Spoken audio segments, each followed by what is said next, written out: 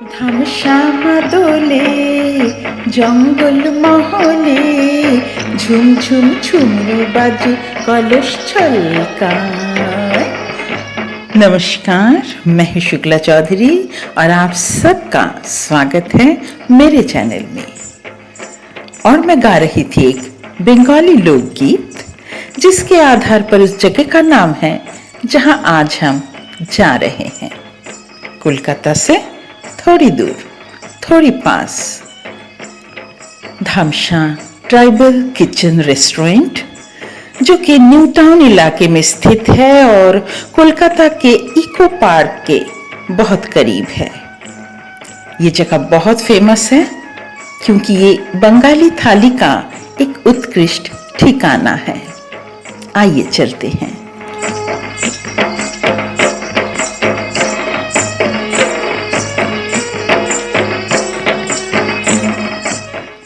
कुछ बात है कि मिटती नहीं हस्ती हमारी। जी हाँ, युगों से कवियों ने कुछ ऐसा ही कहा है हमारे भारत देश के लिए। और उसका एक अन्यतम कारण ये हो सकता है कि हमारी संस्कृति, हमारी सभ्यता, हमारा कल्चर एंड सिविलाइजेशन, इतने अलग अलग जाति, धर्म, भाषा और सबके बीच एक सांस्कृतिक समन्वयता, जैसे कि विविधता से भरा कोई बगीचा हो, अलग अलग धुन से भरा कोई तानपुरा हो, लेकिन जब वो बजे तो एक ही सुर में बजे। इसी का एक उत्कृष्ट उदाहरण है धामशां, कोलकाता के इको पार्क से बिल्कुल लगा हुआ। लेकिन ध्यान रहे, प्रवेश द्वार अलग है। कई लोग ये गलती कर बैठते हैं कि इको पार्क में आकर वहां से धामशां आने की कोशिश करते हैं, पर ऐसा मुमकिन नहीं।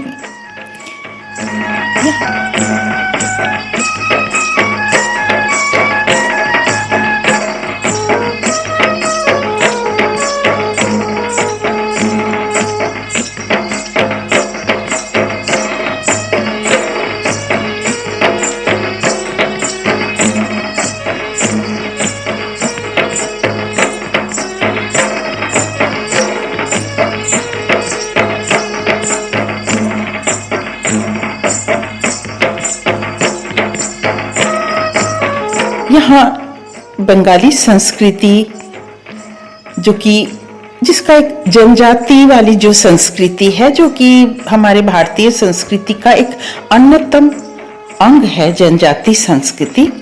धामशां ये जो जगह है, ये बंगाली संस्कृति के जो जनजाति वाली संस्कृति है उसको उजागर करती है। धामशां दरअसल बंगाल के जनजातियों का एक वाद्य यंत्र है। और जैसा कि उनके जीवन में होता है, नाच गाना, काम, सारा दिन काम में व्यस्त रहते हैं, फिर शाम को थोड़ा नाच गाना, तो इसी को आधार बनाकर ये जगह बनाई गई है। यहाँ पे एक रेस्टोरेंट है जो कि आप देख सकते हैं, और इसके आसपास को एक ग्रामीण बंगला का रूप दिया गया है।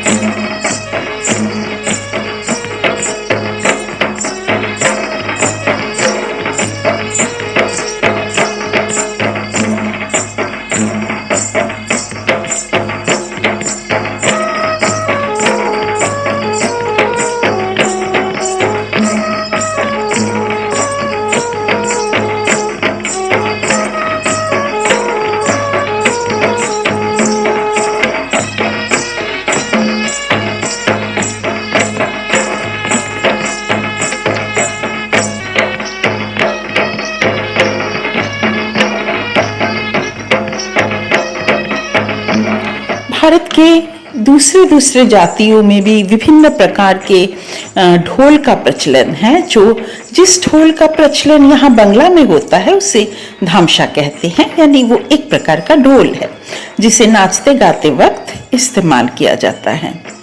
उसी के शेप पर ये बिल्डिंग बनाया हुआ है और इसके अंदर की सजावट बंगाली संस्कृति के अनुरूप है, जो कि उत्कृष्ट बंगाली थाली के साथ बहुत समन्वय रखती है।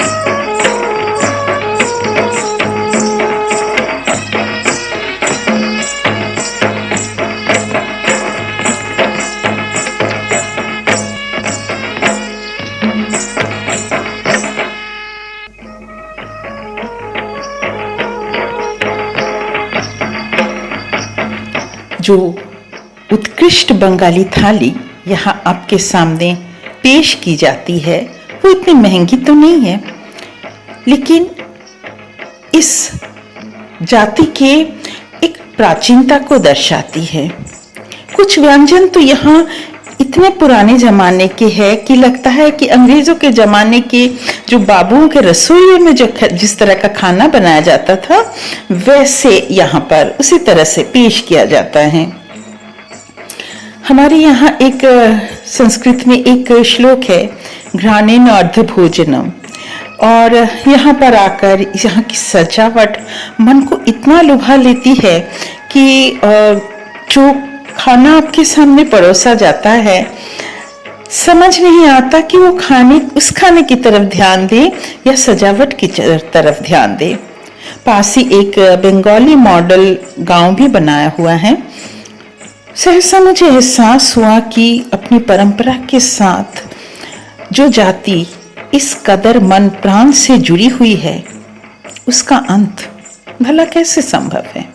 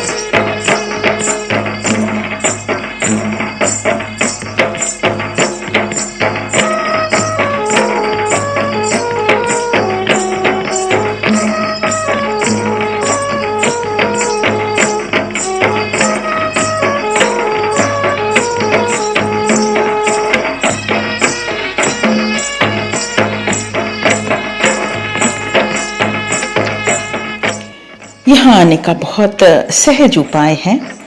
आप अपनी गाड़ी या टैक्सी में आ सकते हैं, बाइक में वगैरह में भी आ सकते हैं, भोजन का आनंद ले सकते हैं, सारा दिन ठहर सकते हैं, इस गांव में घूम सकते हैं। प्राकृतिक नैसर्गिकता का उत्कृष्ट उदाहरण है।